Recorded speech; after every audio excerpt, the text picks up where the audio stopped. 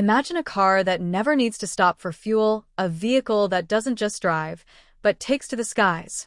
Now, imagine this breakthrough not emerging from Silicon Valley, not from Europe, not even from Asia, but from Africa. Today, Africa's self-powered flying car has taken flight, and it could mark the beginning of a technological revolution that threatens to shake America's dominance in the global innovation race. Glow showing Europe-Africa airplane, high voltage. For decades, the United States has prided itself on leading the world in aerospace and automotive innovation. From Henry Ford's assembly line to Elon Musk's electric dreams, American engineering has long been synonymous with progress. But what happens when a continent once dismissed as a consumer market suddenly becomes the source of disruptive innovation? That's exactly what's unfolding today. Africa has entered the race, not with a copycat product, but with a bold leap into the future, a flying car that powers itself. Unlike traditional electric vehicles, this flying car isn't tethered to the grid or dependent on massive charging stations. Instead, it harnesses a self-sustaining energy system, a blend of advanced batteries, renewable energy integration, and proprietary self-charging technology. The result? Unlimited range, lower operating costs, and freedom from fossil fuels. This invention isn't just about transportation. It challenges the very structure of global power. For the U.S., it threatens aerospace dominance and electric vehicle leadership. For Africa, it positions the continent as a producer of innovation, not just a resource supplier. For the world, it could redefine mobility, shrinking travel times, cutting carbon footprints, and disrupting trillion-dollar industries. Washington, Beijing, and Brussels are watching closely. If Africa can commercialize this technology, it could bypass decades of dependency and rewrite the rules of global trade. No longer just exporting raw materials, Africa would be exporting the future. A child in Lagos, Nairobi, or Harare growing up not just dreaming of flying cars, but actually living in a world where their own country builds them. That changes more than economies. It changes mindsets. It changes possibilities. The skies are no longer reserved for the world's richest nations. Africa's self-powered flying car is proof that innovation knows no borders. But the question remains, will the United States adapt to this new challenger, or will it struggle to hold onto its technological crown? To understand just how disruptive Africa's flying car could be, we need to step back and look at the bigger picture. The world is entering an era where technology is no longer confined to traditional powerhouses.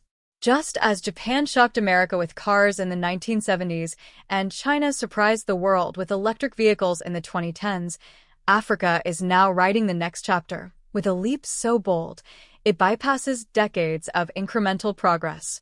At the heart of this breakthrough is a self-charging propulsion system.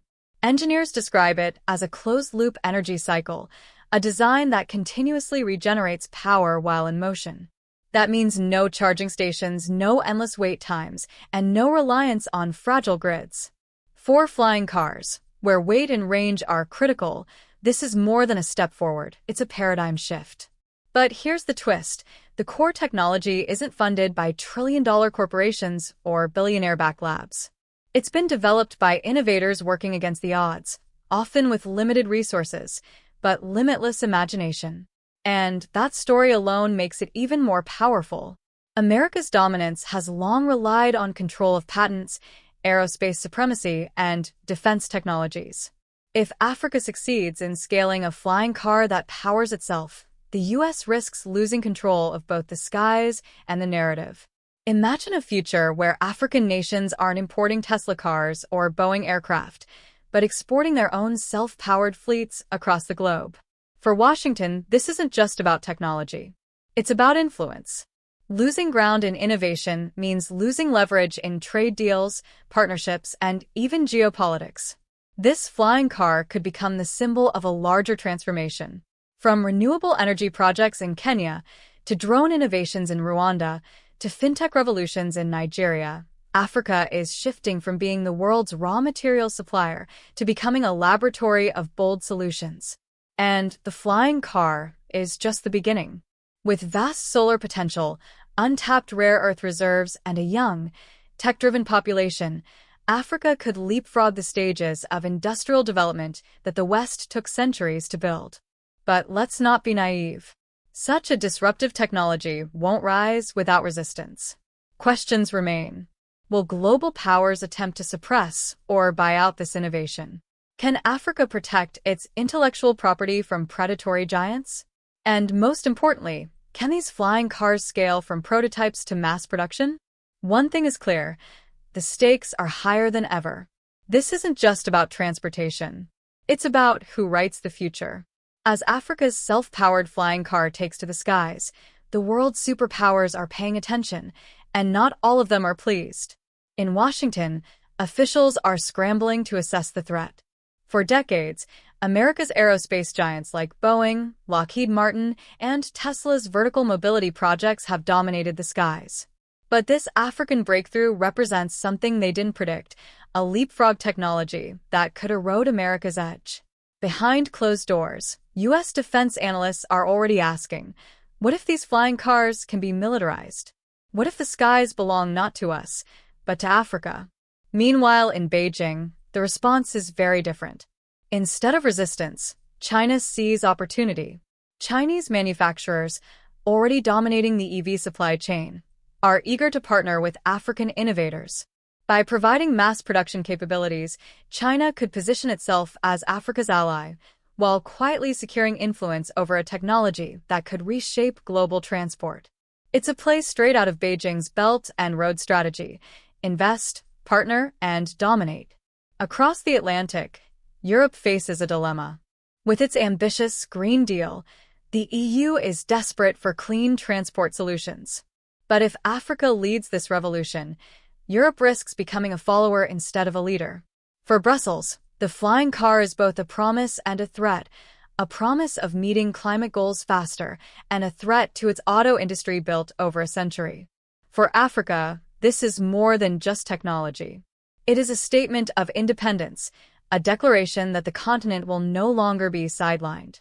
For generations, Africa exported minerals, oil, and resources only to import expensive finished products. But now, Africa has a product the world wants, and this changes everything. The flying car is not just a machine. It's a symbol of pride, ambition, and the possibility of rewriting Africa's role in the 21st century. Yet, with power comes danger. History has shown us what happens when groundbreaking technology emerges from unexpected places. Powerful nations often step in, sometimes with partnerships, sometimes with pressure, and sometimes with force. So the burning question remains, will Africa protect its flying car revolution, or will it be swallowed by global giants?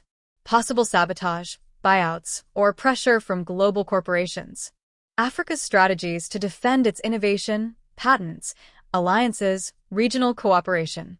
How this could spark a new tech Cold War between the US and China, with Africa at the center. As the world watches Africa's flying car soar, the stakes intensify. This is no longer just about transport, it's about control. Almost overnight, offers begin to pour in. American tech giants, backed by Wall Street capital, try to buy the patents outright. Their message is clear: name your price. But Africa's innovators know the game. Once sold, the technology would vanish into foreign vaults, never to benefit the continent again. At the same time, diplomatic cables buzz with subtle and not-so-subtle warnings. Some African nations are told that continued aid, trade access, or even military partnerships might depend on how they handle this flying car technology. The whispers are the same: keep control and you risk isolation. And then, the darker side emerges. Rumors spread of cyber attacks targeting African labs, sudden equipment failures, and mysterious legal challenges filed in foreign courts. It becomes clear that powerful interests are willing to do whatever it takes to slow down Africa's progress. But Africa is no longer defenseless. In a rare show of unity, several nations begin to collaborate on what they call the Continental Tech Shield, a framework to protect intellectual property, pool resources, and resist foreign takeover. Universities, startups, and even governments rally together, determined to keep the flying car an African innovation. Some leaders even propose a bold idea: a Pan-African aerospace hub, a consortium where African engineers can scale production, ensuring that no single country bears the pressure alone. Meanwhile, the rivalry between the United States and China intensifies. Washington warns against unfair Chinese influence, while Beijing positions itself as Africa's true partner. Suddenly, Africa is no longer just a continent. It's the battleground of a new technological Cold War. The skies above Africa are no longer just filled with dreams of flying cars. They're filled with the storm clouds of global competition, political intrigue, and the fight for the future. The world has a choice to make. Will Africa's flying cars spark a new age of freedom and innovation? Or will it become the trigger for the fiercest global power struggle of our time? Against all odds, Africa holds its ground. The patents remain protected, the continental tech shield strengthens, and one by one, countries across the continent begin to adopt the flying car. In Lagos, what was once hours of bumper-to-bumper traffic now takes minutes through aerial routes. In Nairobi, farmers use flying cars to transport fresh produce to city markets before sunrise. In Johannesburg, entire districts are redesigned, no longer needing sprawling highways or endless gas stations. This isn't just an upgrade in transportation, it's a redesign of society itself. With production scaling inside Africa, something remarkable happens. Instead of exporting raw materials, Africa starts exporting finished, cutting-edge technology. The flow of money reverses. Nations that once depended on imports now become suppliers of the future. For the first time in modern history, Africa is writing the rules of global trade. But the change isn't just economic. For a young generation of Africans, the flying car becomes a symbol of possibility. A new era of confidence emerges, one where innovation is not imported, but homegrown. Universities see record numbers of engineering students. Startup hubs flourish. And for millions of children, the question is no longer, can Africa catch up? But rather, what will Africa invent next? Meanwhile, the world scrambles to adapt. The United States launches emergency programs to counter the flying car with its own prototypes, but struggles with bureaucracy and old systems. China accelerates partnerships with African manufacturers, eager to secure its stake in this revolution. Europe debates how to integrate African airborne vehicles into its own transport grid. What's unfolding is nothing less than a reshaping of power. The West, once unquestioned leaders of technology, are now reacting to Africa, the new driver of innovation. But tension never disappears completely. As African skies fill with fleets of flying cars, surveillance satellites and military drones quietly follow. Every test flight, every shipment, every patent filing is monitored by powers desperate to catch up. Africa's victory is real, but so are the shadows circling it. The future has arrived, but the struggle is far from over. The question is no longer whether Africa can fly, but whether it can keep flying free. A utopian vision, Africa leads a global clean tech revolution, reshaping humanity. A darker vision, foreign powers escalate, leading to espionage, sabotage, and even conflict over control of the skies. In the end, Africa's self-powered flying car became more than just a machine. It became a movement. A declaration that the future does not belong to one nation or one continent, but to those bold enough to create it. With Africa leading the way, the world entered a new age of mobility. Cities transformed, economies flourished, and for the first time, the skies belong to everyone. Trade routes open not just by sea or land, but through the air, connecting villages to cities, countries to continents. A generation grew up believing that innovation could come from anywhere, and Africa's success became humanity's success. But history never forgets the struggles. The attempts to buy out, suppress, and sabotage Africa's breakthrough became cautionary tales, reminders that power rarely shifts without resistance. Africa's strength was not just in its invention, but in its unity. Without standing together, the dream would have been stolen before it even took off. The world learned a new lesson.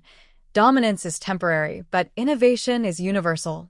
And when Africa rose into the skies, it forced every superpower to rethink its place in the world. So as we look up and see fleets of self-powered flying cars tracing luminous paths across the night sky, we're not just witnessing a new form of transport. We're witnessing a new world order, one where the balance of power has shifted forever. The United States may have started the aerospace revolution. China may have scaled the EV revolution. But Africa? Africa gave humanity its wings. Glow-showing Europe-Africa airplane sparkles. Autotech, where innovation meets the road. The future of mobility starts here. Only on Autotech. Thanks for watching. Don't forget to like, share, and subscribe for more fascinating stories about Elon Musk, Maxwell, Tesla, and the future of innovation. Until next time, keep imagining the impossible